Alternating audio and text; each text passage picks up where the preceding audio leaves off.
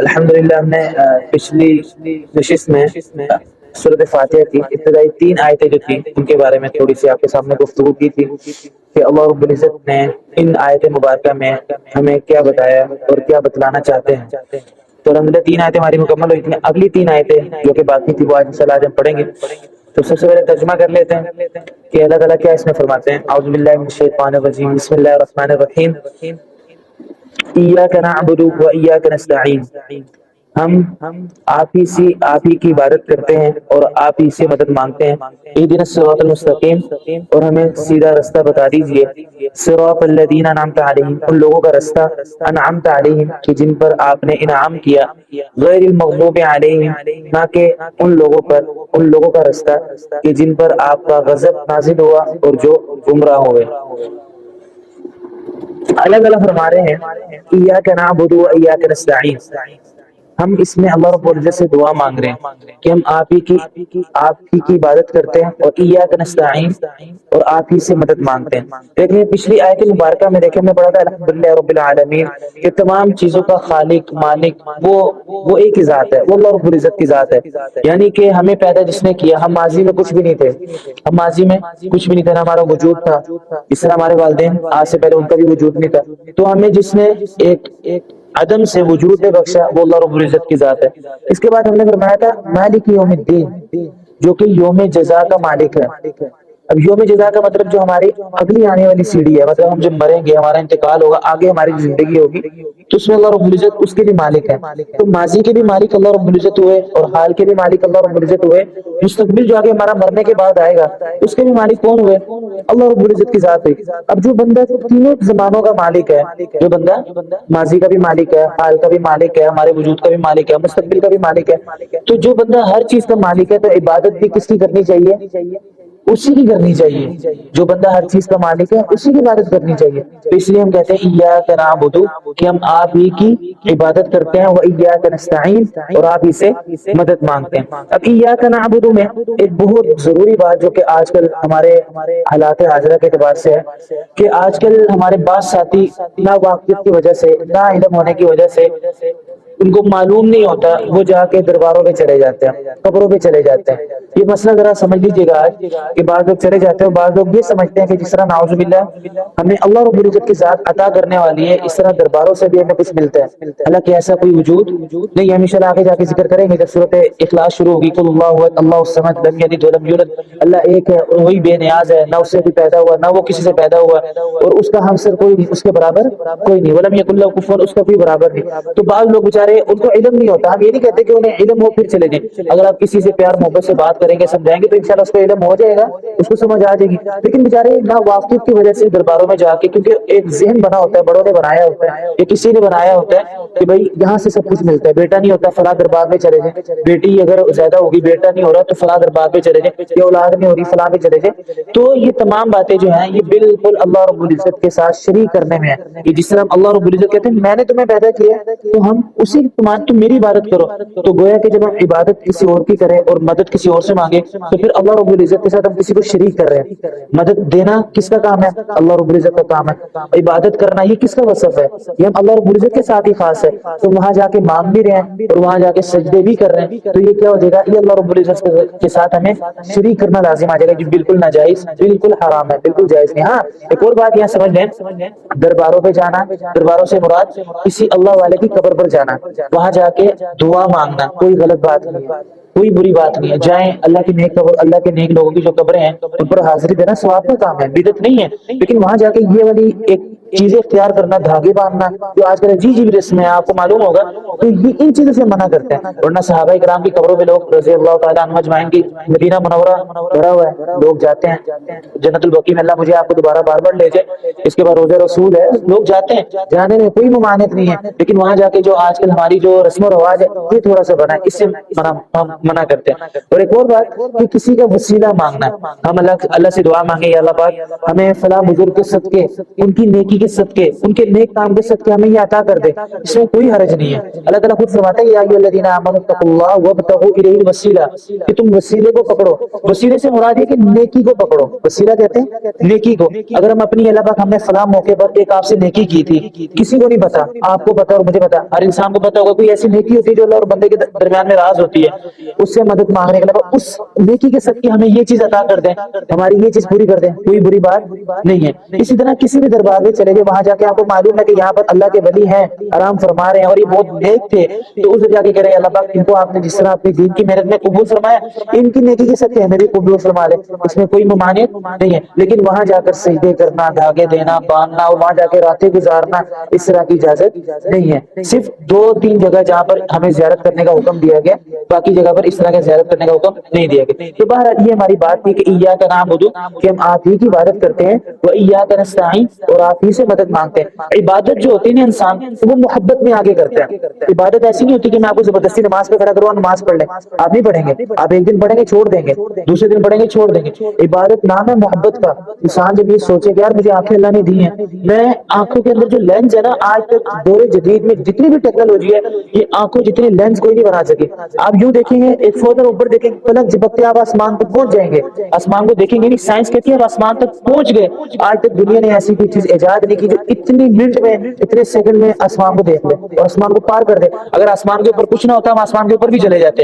اللہ تعالیٰ نے ایسی چیز دی ہے، تو ہم ان چیزوں کو تصور کریں نا، اگر اپنے آپ کے اندر یار اللہ نے دل بنایا ہے، دھڑک رہا ہے، پمپ کر رہا ہے، خون آ رہا ہے، خون جا رہا ہے، پاؤں چل رہے ہیں، حالانکہ کہیں اور بھی جا سکتے ہیں، پاؤں نہیں بھی چلتے، لیکن اب دیکھیں ہمارا ناک یہاں پر ہے، ہم اس کو تھوڑا پیچھے لے جائیں، آنکھوں کو تھوڑا نیچے لے آئیں، اگر فور انسان مثال کے طور پر تھوڑا سا تصور ہی کر لے تو انسان کہے گا واہ اللہ میں قربان جاؤں آپ کی تخلیق پر، آپ نے کیا کمال پیدا کیا۔ اب دیکھیں ہمارے داڑھی کے بال بڑھ رہے ہیں، سر کے بال بھی بڑھے ہیں، یہی اگر ہمارے جسم کے بال بڑھ جائیں روک سکتے ہیں؟ روک سکتے ہیں؟ کوئی بھی نہیں روک سکتا۔ لیکن اللہ نے کیا پیاری تخلیق کی، یہاں کے بال نہیں بڑھے، داڑھی کے بال بڑھے، منہ کے بال نہیں بڑھے یا سر کے بال بڑھے، تو اللہ رب العزت نے بڑی پیاری تخلیق کی۔ تو جب ہم ان چیزوں کو سوچیں گے تو انسان کے اندر خود بخود محبت کا جذبہ پیدا ہوگا، یار اتنا پیارا بنایا میں 5 وقت کی نماز نہیں پڑھا، یہ تو پڑھنی چاہیے۔ اور دوسری بات ایاک نستعین، کوئی بھی مسئلہ پیش ہو سب سے پہلے ڈاکٹر کے پاس جائیں، حکیموں کے پاس جائیں، کوئی منع نہیں کرتا، بالکل جائیں، وسیلہ ہے، سبب ہے، نہیں جائیں گے دعائیں نہیں کہیں گے اور مسئلہ خراب ہو جائے گا، لیکن سب سے پہلے اللہ کی طرف رجوع کریں۔ آج کل لوگ کہتے ہیں مولوی جو ہیں، علماء جو ہیں، وہ لوگوں کو سائنس سے، دور جدید کی چیزوں سے دور کر رہے ہیں، کوئی دور نہیں کر رہے۔ آپ جائیں ڈاکٹر کے پاس، دوائیاں لیں، مہنگی سے مہنگی کہ ہمارا چھوٹا سا مطالبہ یہ کہ جس نے بنایا پہلے اس کی طرف رجوع ہو جائے تو زیادہ آسانی ہو جائے گی۔ تو یہ تھوڑی سی بات تھی۔ اس کے بعد اللہ تعالیٰ فرماتے ہیں اہدنا الصراط المستقیم، ایک دعا اللہ تعالیٰ یہاں سکھا رہے ہیں کہ جب ہم آپ کی عبادت کرتے ہیں، آپ ہی سے مدد مانگتے ہیں، تو مدد مانگنے کا اور عبادت کرنے کا ایک بہترین طریقہ دعا بھی ہے، اہدنا الصراط المستقیم، تو ہمیں بتا دیجئے سیدھا رستہ۔ اب اہدنا الصراط المستقیم اللہ تعالیٰ نے فرمایا، اہدنا کا مطلب یہ ہے کہ ہماری رہنمائی کیجیے، ہمیں بتا دیجئے۔ اب یہاں پر ایک چھوٹا سا سوال ہے کہ اب دیکھیں اللہ تعالیٰ، ہم تو دعا مانگے اللہ تعالیٰ سے اہدنا الصراط المستقیم، ہماری رہنمائی کیجیے۔ انبیاء اکرام جتنے بھی تھے سب ہدایت یافتہ تھے، سب کی رہنمائی ہوئی ہوئی تھی، لیکن اللہ کے نبی بھی کہہ رہے ہیں اہدنا الصراط المستقیم، صحابہ اکرام بھی کہہ رہے ہیں اہدنا الصراط المستقیم۔ اس کا مطلب کیا ہے؟ اس کا مطلب یہ ہے کہ ہمیں پوری طرح ہدایت سے واقفیت ہو جائے، ہمیں پورا کا پورا علم ہدایت کا آ جائے۔ یہ بہت بڑی جامع دعا ہے کہ اللہ تعالیٰ ہمیں سیدھے راستے کی طرف لے جائے۔ یہ ہماری اہدنا الصراط المستقیم کہ اللہ تعالیٰ ہماری رہنمائی کر دیں، ہدایت دے دیں، ہمیں دکھا دیں۔ اور ہدایت کا حقیقی معنی یہ ہوتا ہے کسی بندے کو پکڑ کے اس کے منزل تک لے جائیں۔ ایک بندہ بھٹکا ہوا ہے، اس کو پتہ نہیں لگ رہا میری منزل کیا ہے، میں نے یہاں سے اگر کراچی سے لاہور جانا ہے تو میں بھٹکا ہوا ہوں، مجھے پتہ نہیں لگ رہا، تو ہم کوئی بندہ سمجھدار ہوگا وہ ہمیں جا کے کسی گاڑی میں بٹھائے گا، بھائی یہ گاڑی ہے، یہ اڈا ہے، یہ ہمیں لاہور جائے گا، اور ساتھ ساتھ وہ ساتھ بھی چلا جائے، وہ ہاتھ پکڑ کے ساتھ لاہور ہمیں اڈے پہ اتارا، بھائی یہ لاہور شہر ہے۔ اس کو کہتے ہیں رہنمائی۔ اور رہنمائی کے 3 درجے ہیں، ہدایت کے 3 درجے ہیں۔ ایک ہدایت تو ہر چیز کو ہے، دنیا میں جتنی بھی دنیا میں چیزیں ہیں، چاہے ہم ہیں، چاہے بے جان ہے، چاہے جانور ہیں، سب اپنے اپنے کام میں جو ہے لگی ہوئی ہے، رہنمائی سب کی ہو رہی ہے۔ سورج آ رہا ہے، چاند جا رہا ہے، رات آ رہی ہے، دن نکل رہی ہے، یہ تمام چیزوں کی رہنمائی ہے۔ دوسرے نمبر پر جو ہدایت ہے وہ ہے ہر قسم کے انسانوں کی، کافر کو بھی ہدایت ملی اور ہمیں بھی ہدایت ملی، مطلب یہ کہ اس کو ہدایت کا پیغام پہنچ گیا، اس کو یہ معلوم ہو گیا کہ بھائی اللہ رب العزت العزت ہے اور کائنات کو چلانے والا کوئی نہ کوئی ہے. اگر کوئی بندہ یہ کہنا بھائی کائنات کو کوئی نہ کوئی چلانے والا کوئی بھی نہیں ہے, تو بندہ اسے سوال کرے بھائی اچھا آپ کو ایک مثال کے طور پہ سمجھاتے ہیں, ایک کشتی ہے اس میں سامان خود بخود داخل ہو رہا ہے اور وہ کشتی خود بخود چل رہی ہے, اور دوسری جگہ کشتی پہ سامان خود بخود اتر رہا ہے, آپ اس کو مانیں گے؟ وہ کہے گا نہیں مانیں گے, میں بھی نہیں مانوں گا, آپ بھی نہیں مانیں گے. تو اسے بندہ کہ جاہل انسان کہ جب ایک کشتی خود بخود نہیں چل رہی, خود بخود اس میں سامان نہیں داخل ہو رہا ہے, تو اتنی بڑی کائنات کیسے چل سکتی ہے خود بخود؟ کوئی نہ کوئی تو ہے جو چاند کو لا رہا ہے, سورج کو بھیج رہا ہے, دن رات کوئی نہ کوئی تو ہوگا, ایسا تو نہیں ہو سکتا خود بخود چل رہی ہے. اگر خود بخود کوئی چیز اگر چل رہی ہو تو ہمیں دکھا دیں, کوئی ایک چیز دکھا دیں کہ خود بخود چل رہی ہے. کوئی خود بخود چیز ہے ہی نہیں جو خود بخود چل رہی ہے, اس کے پیچھے کوئی نہ کوئی ہوگا. تو اللہ رب العزت کی ذات ہے. پھر اللہ رب العزت نے تمام انسانوں کو رہنمائی پہنچائی, ہر بندے کو ہدایت کا پیغام پہنچایا. تیسرا درجہ آتا ہے ہدایت کا جو کہ متقین کو ملا, جو کہ تقوی والوں کو انبیاء کرام کو ملا, وہ یہ کہ توفیق بالعبادت, عبادت کی طرف توفیق مل جانا. تو یہ ہمیں اور آپ کو ملی ہے الحمدللہ. ہم جو بھی عبادت کرتے ہیں وہ اللہ رب العزت کی توفیق سے ہی کرتے ہیں, اور ہمیں اس پر اللہ رب العزت کا شدید قسم کا شکر ادا کرنا چاہیے, بہت زیادہ. ورنہ دیکھیں پیسے ہو نہ ہو کوئی مسئلہ نہیں, ہدایت کا ہونا ضروری ہے, ایمان کا ہونا ضروری ہے. آج کل ہمیں لوگوں نے اتنا بگاڑ دیا ہے نیٹ نے, ہر جگہ آپ جو بھی کوئی چیز دیکھیں نا, ہر بندہ بتا رہا ہوگا پیسے کمانے کے ذریعے. ٹھیک ہے بتانے چاہیے پیسے کمائیں, لیکن اپنے سر پہ سوار کر لینا کہ 5 وقت کی نماز کی فکر نہیں, اور لوگوں کو جو ہے نا دین سے دور کرتے جائیں, ایسا نہیں. 5 وقت نماز پڑھیں, عبادت کریں, لیکن پیسہ بھی کمائیں, کوئی وہ مانے بھی. تو اللہ تعالیٰ نے ہمیں بتا دیا اہدنا الصراط المستقیم, ہماری رہنمائی کیجیے سیدھے راستے کی طرف. اس کے بعد ایک اور بات آتی ہے, سیدھا راستہ کسے کہتے ہیں؟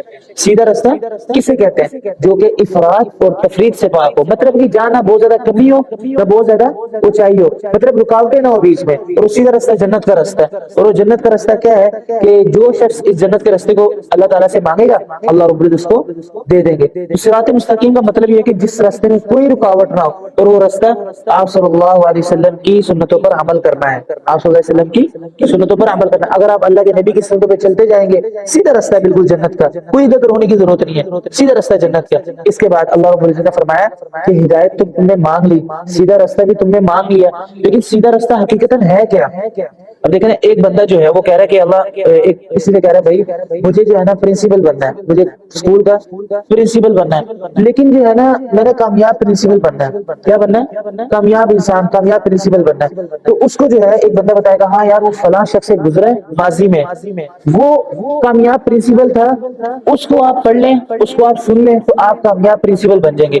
اسی طرح ہم فرماتے ہیں اہدنا الصراط المستقیم, ہمیں بتا دیجیے سیدھے راستے کو. اور آگے سوال ہوتا ہے کہ سیدھا راستہ کیا ہے, وہ کامیاب لوگ کون ہیں جو سیدھے راستے پہ چلے؟ تو اللہ تعالیٰ بتاتے ہیں صراط الذین انعمت علیہم, سیدھے راستے پہ چلنے والے ہدایت یافتہ لوگ وہ ہیں کہ جن پر آپ نے انعام کیا, جن پر آپ نے انعام کیا. انعام کیا ہوتا ہے؟ اللہ تعالیٰ فرماتے ہیں جن پر اللہ رب العزت نے اپنی دنیا اور آخرت میں نعمتیں کی, یعنی کہ دنیا میں ایمان کی نعمت مل گئی اور آخرت میں جنت کی نعمت مل گئی. حقیقتاً یہ دونوں ہی انعام ہے. اب اگر قرآن مجید میں دوسری جگہ پر ہم دیکھیں نا, تو اللہ رب العزت نے کن لوگوں پر انعام کیا قرآن خود ہی بتاتا ہے, اولئک الذین انعم اللہ علیہم من النبیین والصدیقین والشہداء والصالحین. اللہ تعالیٰ نے بتایا کہ حقیقتاً ایمان یافتہ لوگ ہیں من النبیین, سب سے پہلے جو ایمان یافتہ لوگ ہیں جن کو اللہ رب العزت نے جن پر انعام کیا وہ کون ہے؟ ہمارے انبیاء کرام. والصدیقین, اس کے بعد سچے لوگ, اس کے بعد والشہداء, شہید لوگ جو اللہ کے راستے میں فوت ہو گئے, شہید ہو گئے, اور اس کے بعد والصالحین, اللہ کے راستے میں اللہ کی عبادت کرنے والے نیک لوگ, گناہوں سے بچنے والے. حقیقتاً اللہ رب العزت نے ان پر انعام کیا. اب یہاں پر ایک بات چھوٹی سی کرتا ہوں کہ بعض لوگ کہتے ہیں جس پر ان پر اللہ رب العزت نے انعام کیا, انبیاء پر, صدیقین پر, لیکن سب سے زیادہ مشکلیں بھی ان پر آئی ہیں. اللہ کے نبی کو کتنا ستایا گیا, شہید جو ہے وہ راستے میں شہید ہو رہا ہے, دیکھنے میں مشکل ہے. تو معلوم ہو گیا انعام اور مشکل یہ دونوں علیحدہ علیحدہ چیزیں. اگر کوئی بندہ کہنا یار یہ فلاں بندہ بہت نیک ہے, لیکن اس کے ساتھ کہ اگر یہ نیک ہے تو اس پر مشکلیں کیوں آ رہی ہیں؟ تو بھائی جو نیک ہوتا ہے اس پر مشکلیں آتی ہیں. اللہ تعالیٰ اپنے نیک بندوں کو آزماتا ہے. اگر کوئی بندہ آج کے دور میں یہ کہے نا کہ بھائی اس بندے کے پاس پیسہ نہیں ہے تو یہ نیک نہیں ہے, یہ بندہ اگر اس کی نیک ہے نا اس کے پاس پیسہ ہونا چاہیے, تو بھائی پیسہ ہونے کے لیے, نیک بننے کے لیے پیسہ شرط نہیں ہے, پیسہ علیحدہ چیز ہے. اللہ کسی کو نوازتا ہے تو جھوپڑی میں بھی نوازتا ہے, اس کو نیک کرنے کی توفیق دے دیتا ہے. اگر کسی سے نیکی کو چھینتا ہے تو بڑے بڑے کافر لوگ بیٹھے ہیں, دنیا کے ارب پتی کروڑ پتی بیٹھے ہیں. تو رہتا ہے یہ نظریہ جو ہمارے ذہن میں ہے نا کہ اگر وہی بندہ نیک سمجھا جائے گا جس کے پاس پیسے ہوں گے, یہ نظریہ غلط ہے. پیسے کا ہونا نہ ہونا اس پہ نیکی کا ڈیپینڈ نہیں ہے. نیکی اور چیز ہے, اللہ تعالیٰ جس مرضی کو نواز دے، اور پیسہ اور چیز ہے جس مرضی کو نواز دے. تو جو بندہ پیسے میں ہے وہ بھی امتحان میں ہے، اور جو بندہ پیسے میں نہیں ہے وہ بھی امتحان میں ہے. لیکن آئندہ کے بعد ہمارے ذہن میں یہ بات نہ ہو کہ نیک وہی ہے جس کے پاس پیسہ ہو، جس پر اللہ کی فرمانی ہو. فرمانی تو نمرود پر بھی تھی، فرمانی فرعون پر بھی تھی. کوئی بندہ غریب ہو تو اس کو اس چیز کا تانا نہ دیا جائے کہ بھائی تم کوئی نیک نہیں ہے، تمہاری نیکی قابل قبول ہو ہی نہیں رہی، تمہارے پاس پیسے ہی نہیں ہے، تمہارے پاس انعام نہیں ہے. تمہاری نیکی بالکل قبول ہے، وہ اگرچہ بات اللہ رب العزت نے تمہیں فقیر کر دیا، مسکین کر دیا، لیکن تمہاری نیکی قابل قبول ہے. میرا مقصد یہ بات کرنے کا یہ تھا، کسی غریب کو دیکھ کر تنگ نظری کا اظہار نہ کریں. کسی غریب، اگر کوئی بندہ غریب ہو، پہلی صف میں آ کے نماز پڑھو تو اس کو کہیں بھائی آپ کی جگہ یہاں پر نہیں، اگر آپ پیچھے چلے جائیں آپ غریب ہیں. بھائی غریب بھی نیک ہو سکتا ہے، اللہ کے نبی بھی غریب تھے، لیکن غریب جو غریب تھے خود بخود تھے، اختیاری تھا، لیکن اللہ نے اختیاری. اکثر صحابہ کرام غریب تھے، امیر بھی تھے لیکن غریب بھی تھے. تو غریب کا ہونا، پیسے کا ہونا یہ اور چیز ہے، نیکی کا ہونا اور چیز ہے. اس کے بعد اللہ رب العزت نے فرمایا غیر المغضوب علیہم، ہمیں ان لوگوں کے راستے میں چلائیے کہ جن پر آپ نے انعام کیا، نہ کہ ان لوگوں کے راستے پر جن پر آپ کا غضب ہوا. غضب جو ہے ان لوگوں پر ہوا کہ جن لوگوں نے جانتے ہوئے کہ اللہ رب العزت ایک ہے، اللہ رب العزت نے ہمارے پر احکامات نازل کیے، اس کے باوجود اپنے تمام چیزوں کو، تمام احکامات کو چھوڑ کے اپنے نفس کی بات کو سنا، اپنے نفس کی بات کو سنا. اس کی جو سب سے بڑی مثال ہے وہ یہود ہے. یہودیوں کو پتہ ہے اللہ ایک ہے، اللہ کے نبی سچے ہیں، اور اللہ کے نبی سچے اور اللہ کے نبی کے صحابہ سچے ہیں. یہ جو دین محمدی ہمارے پر آیا ہوا ہے یہ سچ ہے. اس کے بعد وہ نہیں مان رہے تو یہ کیا کر رہے ہیں؟ ان پر اللہ کا غضب ہوا کہ جنہوں نے جان بوجھ کے دین کو چھوڑا ہوا ہے. اس کے بعد اللہ نے فرمایا ورضالین، تاکہ ان لوگوں کے راستے پر جو کہ گمراہ ہوئے. گمراہ ہونے سے مراد یہاں پر نصارہ ہیں، جنہوں نے حضرت عیسیٰ علیہ السلام کو خدا بنا لیا. علم نہیں تھا، ناواقفیت کی وجہ سے حضرت عیسیٰ علیہ السلام کو اپنا خدا بنا لیا. تو معلوم ہوا کہ جو لوگ آج کے زمانے میں سنتوں پر عمل کر رہے ہیں اور افراط اور تفریط سے، کمی کوتاہیوں سے پاک سیدھے راستے پہ چل رہے ہیں، اگرچہ ان پر آزمائش ہے، وہ کیا ہے؟ وہ کامیاب ہے. وہ کیا ہے؟ کامیاب ہے. تو یہ ایک الحمدللہ چھوٹی سی گفتگو تھی. اس کے بعد جو ہے نا الحمدللہ اما سپارہ اپنا شروع کریں گے سورۃ الناس سے، تاکہ ہم صورتوں میں نمازوں میں اکثر آخری سپارے کی صورتیں پڑھتے رہتے ہیں، ہمیں ان کا تھوڑا بہت ہمیں ترجمہ آتا ہو، تھوڑا سا ہمیں پتہ ہو کہ ہم کیا پڑھ رہے ہیں. تو انشاءاللہ الحمدللہ سورۃ فاتحہ مکمل ہو گئی. اللہ رب العزت جو ہے نا پڑھنا پڑھانے کو جو ہے نا قبول فرمائے اور اس کو ہماری زندگی میں آئے.